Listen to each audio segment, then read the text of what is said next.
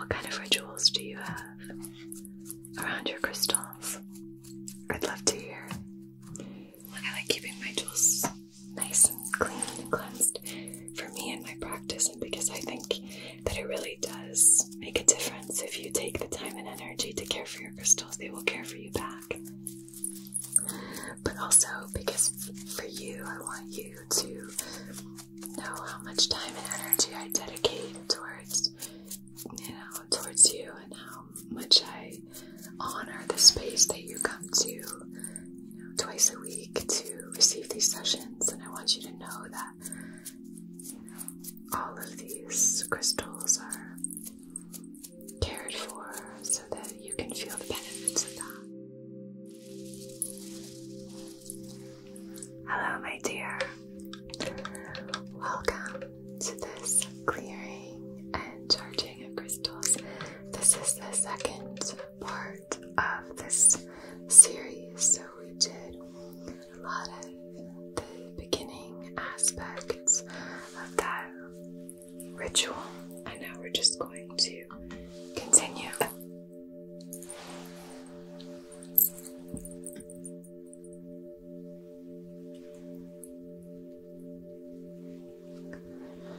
So,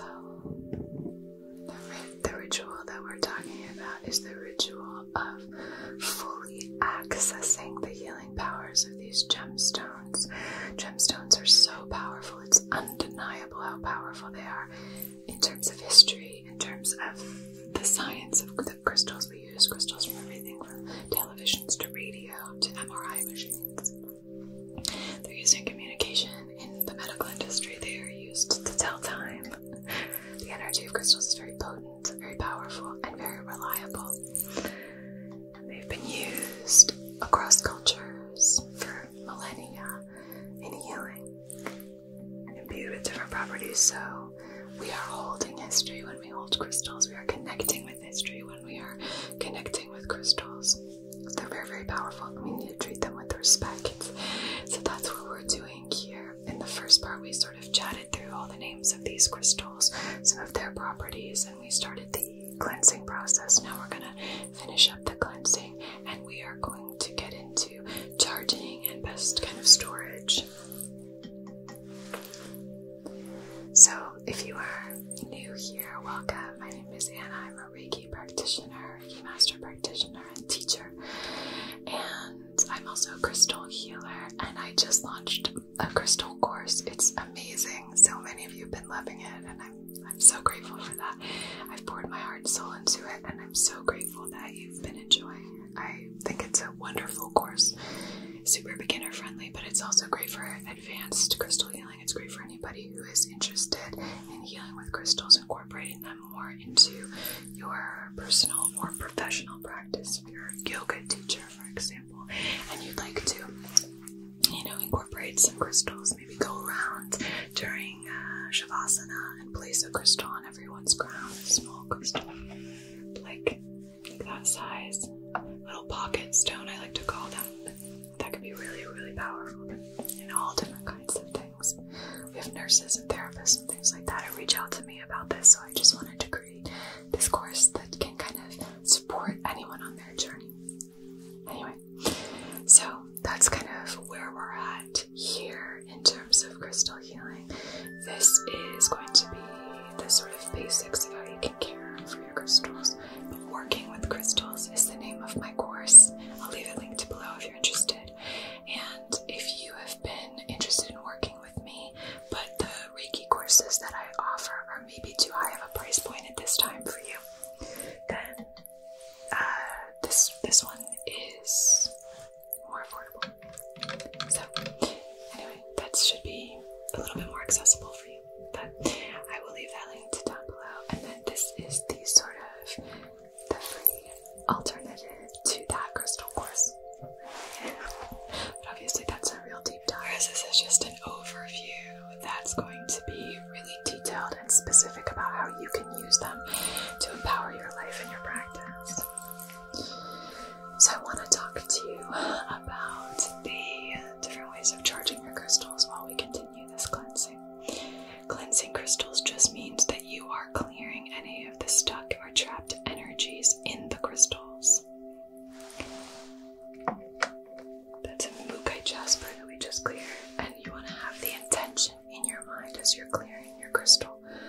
clear any of this negative energy that's trapped in the crystal, for example. So now we are going to clear this still bite. Any stones that have lots of little nooks and crannies, cracks and crevices, you really want to make sure that you're clearing all of that. Like clear and cleanse any blocked or stuck energy that's not serving my highest wisest self, so that I can fully access the healing properties of this stone. I love the back of that, isn't that cool? The raw properties there. So for charging the stone, let's say we've gotten all of these fully cleansed. To charge your crystal, there's a few ways you can do it. You can either place the crystal on top of another crystal that has a very activating kind of energy. And my favorites for these are clusters of quartz. So you could use an amethyst. They form naturally in these beautiful clusters, right? And so this one is a perfect, it's like a little dish. It's a perfect little plate for you to place your other crystals on top of. Now that's amethyst on amethyst, but you can do all kinds of things. Let's hold you right there. Let's say you wanted to imbue. We'll do one of the ones we've already cleansed. This Mookite jasper, you could place that on top of there, on top of a little dish, and then you could really charge it with the spiritual alignment, really activate the healing properties of the crystal. If this was a clear quartz, little plate, little cluster, charging a stone on top of a clear quartz cluster is fantastic for really activating and sort of magnifying the properties of those crystals, because clear quartz is an energetic amplifier, so it will amplify those properties. But yeah, quartz is really great for that. And we spoke about in the energetics video that I did last, we spoke about the energetic properties of citrine, amethyst, clear quartz, and those are all quartzes that you could use to do this kind of charging. So you clear your crystals. I like to do my entire collection, so I'll clear my entire collection, clear, cleanse, and purify my entire collection. And then I will go through and charge my entire collection. Sometimes because I have a large collection, I don't do it all in one fell swoop. Sometimes I will just choose maybe a quarter of my collection, cleanse those, and then choose another quarter at the next full moon, let's say. But in the meantime, I regularly cleanse my crystals. So I do cleanse, charge, and then store the crystal, which we'll talk about in a minute. So you can charge the crystals with other crystals. Another way to charge the crystals is by setting your intention when you are working with crystals. Intention is everything. Intention is so powerful. It helps to connect you more deeply and personally with the crystals. It helps the crystal kind of start to speak in your language. And it helps you connect with your target, with your mission, and it teaches the crystal what your specific personal mission is.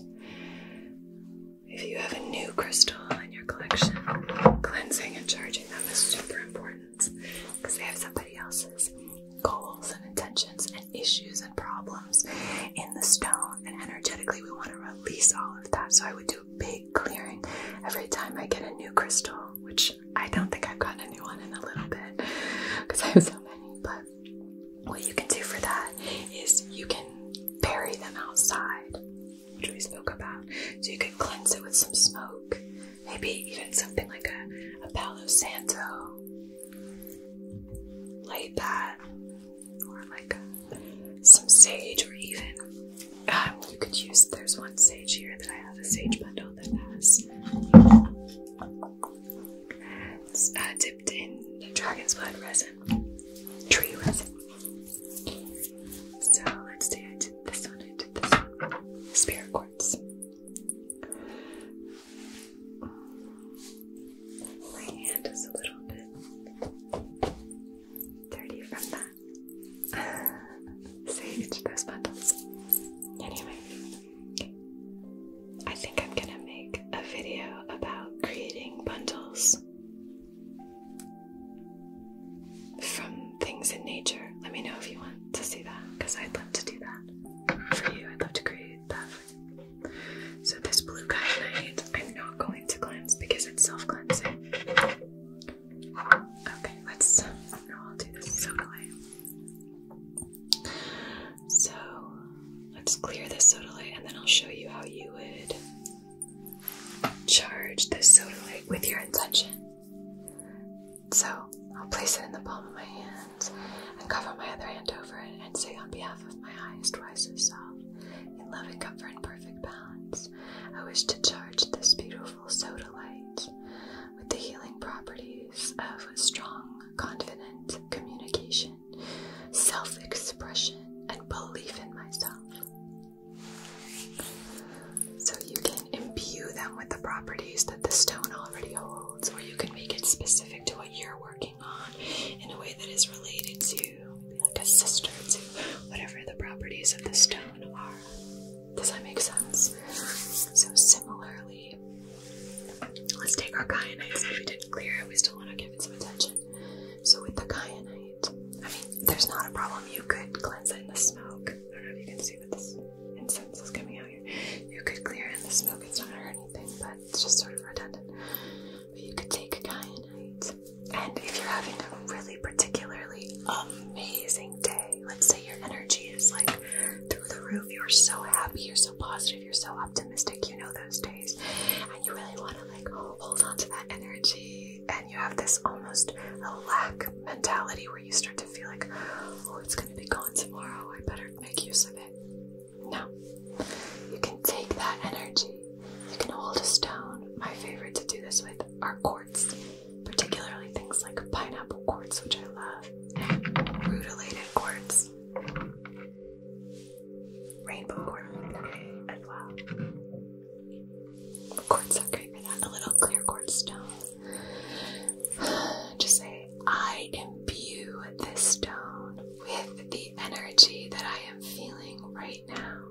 I imbue this stone with positive, happy, joyful, uplifted energy. I communicate from a place of positivity and optimism. Thank you, thank you, thank you. Thank you, thank you. Like that. So charging the stones with that positivity, you know, they want attention. They want that positive, happy attention. Intention and attention. Now cleansing this laboratory. Clearing and cleansing and clearing and cleansing. So that's another way of charging your crystals. The most common way of charging your crystals is to work with the moon cycles, work with the lunar energy, charging your crystals in the light of a full moon that's associated with the properties that you're really working on. So let's say you are working on your self-confidence. I'm actually going to take this yellow jasper. So you've cleansed it, and now you want to activate it. So let's say you're working on your self-confidence. Then if the moon is in Leo, let's say, you could charge the crystal. After you cleansed it, you could charge it in the light of the full moon in Leo. And then you could activate it with those healing properties. You could leave it on a little grid outside or in a windowsill where it can bask in the light of that full moon, really taking in all of energy of the full moon, those properties of that full moon in Leo. And then you could really imbue it with those healing properties of, self-assurance, and then using the light of the full moon to kind of release any self-doubt, release any fear of the spotlight, let's say. So that could be a really powerful way of charging your crystals, is working with the moon cycles. And I think that's probably the most common way that we use them. I love creating little crystal grids around the new moon, working with lunar energies in that way. I find that so fun, and yeah, I find that to be just a very, it's a great focusing exercise for me. It helps me to really clarify my intentions. Creating a little crystal grid for the week, the month, that's that particular cycle. Put that on top of my candle there. So now for this, again, anything that has a lot of little nooks and crannies, we want to just sweep the smoke through, sweeping that smoke through, so that you're getting all of those little nooks and crannies. It's a great one for that. Yeah. Clearing and cleansing. Another way of charging your stones is that you could write down different affirmations and then place your stone on top of those affirmations.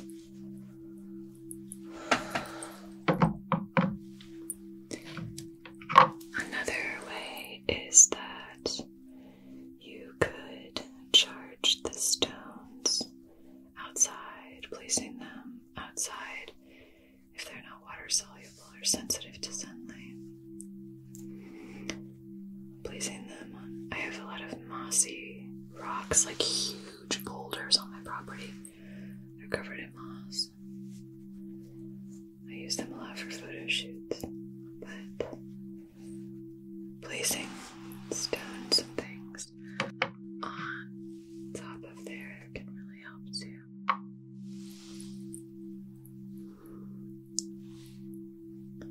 Charge your crystals. I can't remember if I've cleansed that one already. But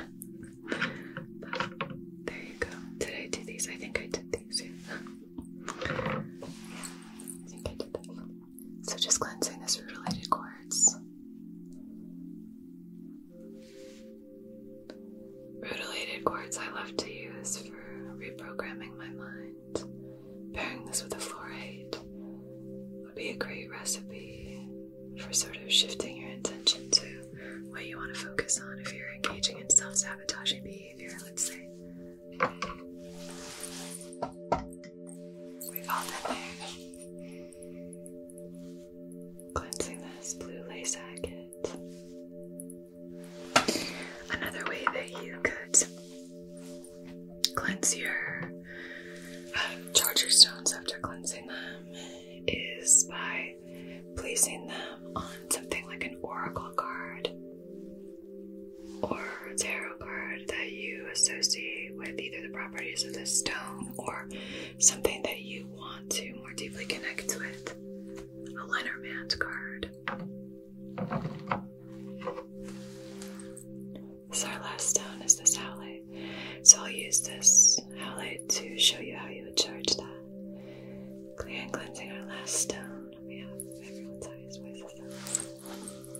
So you can rewatch these videos during the next full moon, new moon, when you want to cleanse all of your crystals. So I love this tarot deck. This is a Woodland Warden's Oracle deck. And the artist is Jessica Rue. I think she's based out of Austin, Texas. But I think the illustrations on this are really beautiful. There we go. I love fantasy and stuff like that, so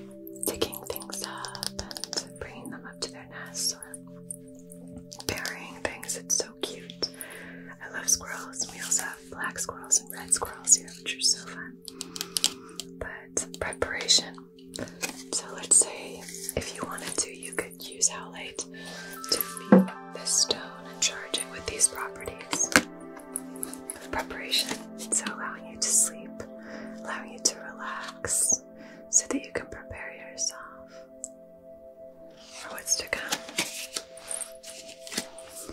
But something that would be more maybe appropriate for a card like this, to charge with a card like this, would be something like Tiger's Eye. So you could charge your Tiger's Eye by placing it on top of that stone. Another one that would be great is leopard skin jasper. Would be great. So would fire agate. You could place a few of them on there.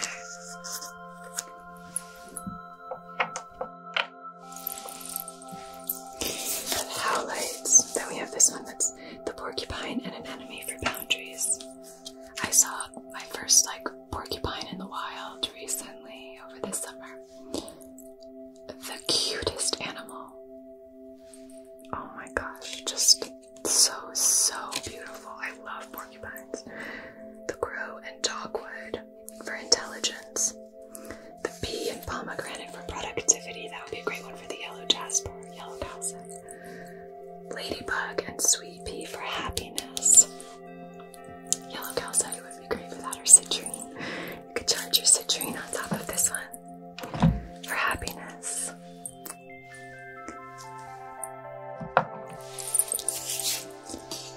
The bobcat and blackthorn for patience. That would be a good one to charge your howlite, because howlite is associated with sleep, with relaxation, with inner peace. So imbuing it with that property of patience could be really helpful. And then once it's charged, you can just charge it overnight. You could start to use it by placing it on your third eye and meditating with it. Safety. You could charge your smoky quartz on that. For safety, that's Eo and Iris. I need to start planting my iris for this season. I have a couple of clumps that I need to divide. It's a beautiful iris. The horse and bluebell, modest fortitude. There are lots of stones that you could associate with fortitude. I love using dragon's blood jasper, but that one's downstairs, but it's a pretty one. The trout and lily of the valley for purification. So selenite is a great stone of, it's self-cleansing, but it's a great stone of purification. And so on the light of the new moon, or the darkness of the new moon, but on the light of the full moon or something like that, you could charge this in a windowsill on top of, something that represents purification, cleansing, things like that. And then you could charge this with this vibrations of this card and with the properties of that beautiful lunar cycle. So that could be really, really powerful. And selenite does not fade in light. It actually becomes more activated in the light. So it's a really wonderful one to keep maybe in your windowsills, as long as there's not too much condensation, because it is water soluble. That last one was the snail and huckleberry. Trust in the invisible. Anyway, that's another way you can charge that I think is really fun. So that's a really fun deck, and that's a really fun way of just charging your crystals.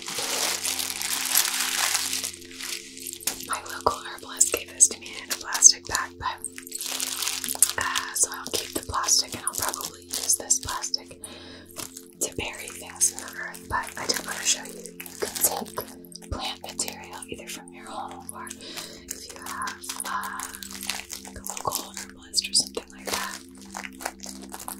or even, like most markets and grocery stores will have herbs that you can use, and so you could create a little dish with some of these herbs on them and then place your crystal in that. To charge them, you could also use some oil on it. You could also use essential oil.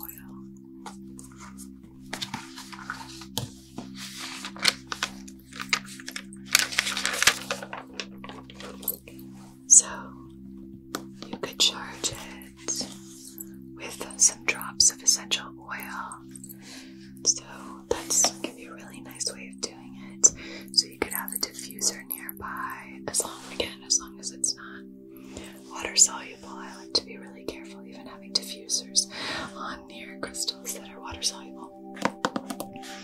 But you know, this has ylang ylang, eucalyptus, peppermint, sandalwood, tea tree, patchouli, chamomile, jasmine, geranium, rose, rosemary, clary sage, and so on.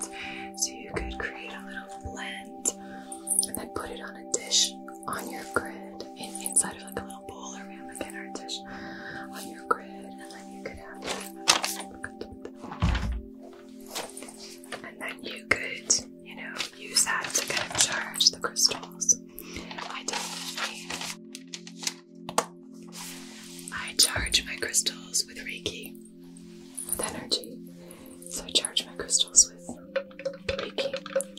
I charge my crystals with the Reiki symbols. I really like to use that for charging. That's probably the main way that I do it, is charging it by the lunar cycles, by the light of the moon, or I charge it with Reiki. So now we sort of spoke about best practices a little bit in terms of, you know, things being water soluble. But if you leave things out, if you leave some of these crystals out, even, you know, if you're leaving them out in natural sunlight, or if you're leaving them out in artificial light, they will fade. This amethyst is. It's bright and beautiful and rich and saturated. This amethyst, on the other hand, is more dull. It's not as vibrant. It's not as brilliant in color. It's a paler color now. And that's because this amethyst was left out. And this amethyst I keep protected and safe in a drawer. So this crystal, basically I left it out overnight, and I was gone for a little bit. I was out of town and I accidentally left it out and it faded. So usually it takes a lot longer for crystals to fade, but just be mindful that the beauty of these crystals is in how you care for them. So storage is really, really important. And, you know, just making sure to keep, especially any crystals that are translucent or transparent, keeping them out of direct light, whether that's sunlight or artificial light. So the other thing here is that they can get dusty. Now what I like to do, this wooden crate here, I actually have this turned around and I keep all my crystals in this crate, and then I cover it with a blanket. I have a blanket here. I cover it with a blanket, which is great because it keeps the light out. It keeps them nice and safe. You know, no one's gonna come in and mess with them. Although I like sharing my crystals with people, and I like having people, I like sharing my crystals. But, you know, just having them nice and safe and protected in a way is a great way to just ensure that that the energy is sort of preserved when you charge them. You want to make sure that that energy is preserved, right? So I keep a little blanket over top of them. And it's really helpful when you come through and bring them out to cleanse and charge them, you know, set your intention for them, to also dust them. They can collect all kinds of dust inside of them, and so we just want to be really careful that we are really preserving the integrity of the stone. And so when I bring them out, I will often either blow on the crystals, especially the ones that have lots of, I keep saying nooks and crannies, but nooks and crannies. And then I'll just do a little bit of dusting. You can use a sacred tool, this owl feather, just to do some dusting. Just getting in all those nooks and crannies. Something soft and gentle that's not going to mess with the integrity of the stone.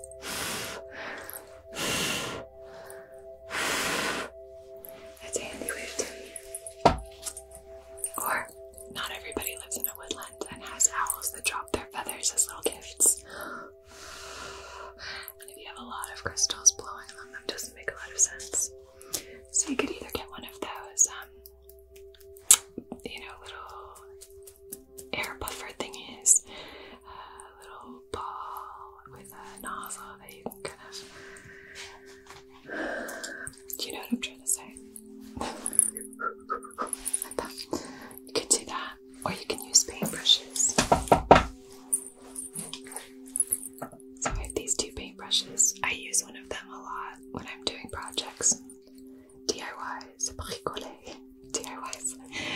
But I use both of these, and that one has a lot of paint on it. But yeah, you can just, I wash my paintbrushes after I do any painting, crafting with them.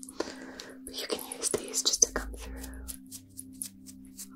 This is a really soft one. It's completely clean. I clean them right after I use them. But you can come through and just, you could even go and get a really inexpensive paintbrush. It's just for your tools. But that could be a really nice way of just keeping your crystal nice and dust-free. Now, I don't have a problem with dust on my crystals usually. That's not usually an issue because I either keep them in, I have a crystal pouch here, crystal bag that I use. I'll show you. This is like my travel bag for my crystals. I got that in the Redwoods when I lived in the Redwoods. And I keep them, in this crate or in a drawer. But the thing I do have an issue with is the blanket that I use. They can collect some of those fuzzies. So blowing them off can be helpful. But coming through particularly with something that has, like I said, like lots of little nooks and crannies. This one has some of the ash from that incense on it. So just coming through.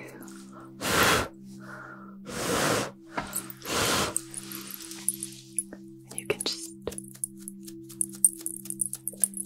very gently, you could go to like a dollar store and just get a really cheap little paintbrush and just dedicate that towards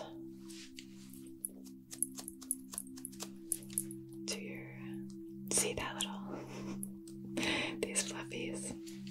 Anyway,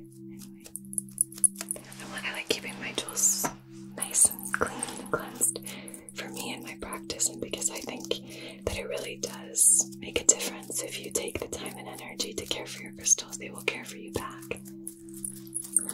But also because for you, I want you to know how much time and energy I dedicate towards you, and how much I honor the space that you come to, twice a week to receive these sessions. And I want you to know that,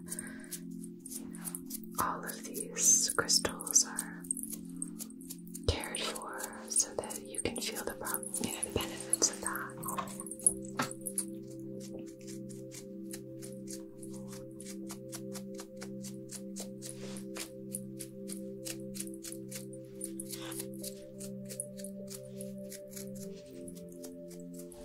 I love you all so much, and being able to hang out with you is such an honor and a privilege, and I just want you to really feel all of the benefits possible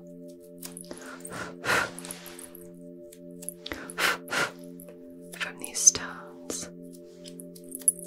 And I do notice a difference. It's funny, when I cleanse and clear my stones and then I do a session, you'll be like, oh my gosh, the energy in this was so potent. The energy in the session was so potent.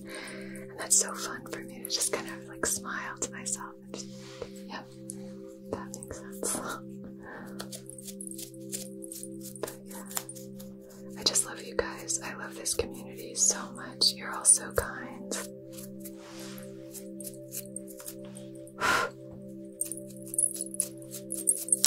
There, that's looking so good.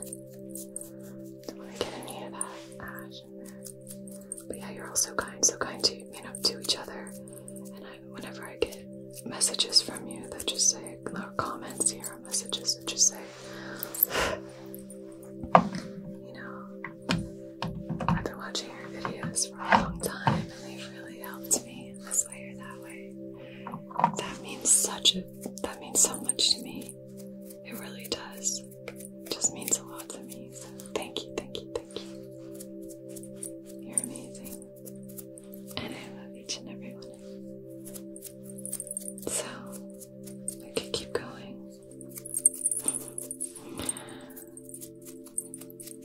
Just want to clear and cleanse a few more that just have a lot of little nooks and crannies.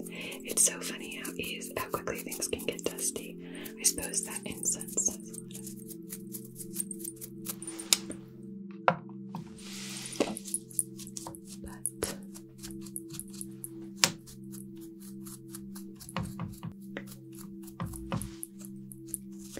What kind of rituals do you have around your crystals? I'd love to hear. And for any of you who have already taken my course, I'm so glad. I'm so glad. Let me know how you've been finding it. If you have a crystal collection of your own, how many crystals do you have? What do you like to use your crystals for? How do you like to work with your crystals? I'd love to hear.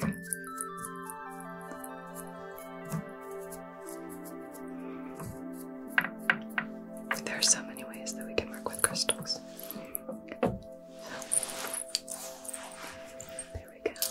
So, yeah, clearing the crystals with smoke, with other crystals, cleansing the crystals, charging the crystals with our intentions, with affirmations and words, cleansing the crystals with plants, with essential oils, with oracle cards, writing little affirmations on a piece of paper, maybe your journal, just placing the crystal on top of them, charging them in the moon, charging them with your intention or with your positive energy, and then storing them, knowing which crystals to store where and how to store them so that they're safe, and cleaning them, just dusting them, treating them really well.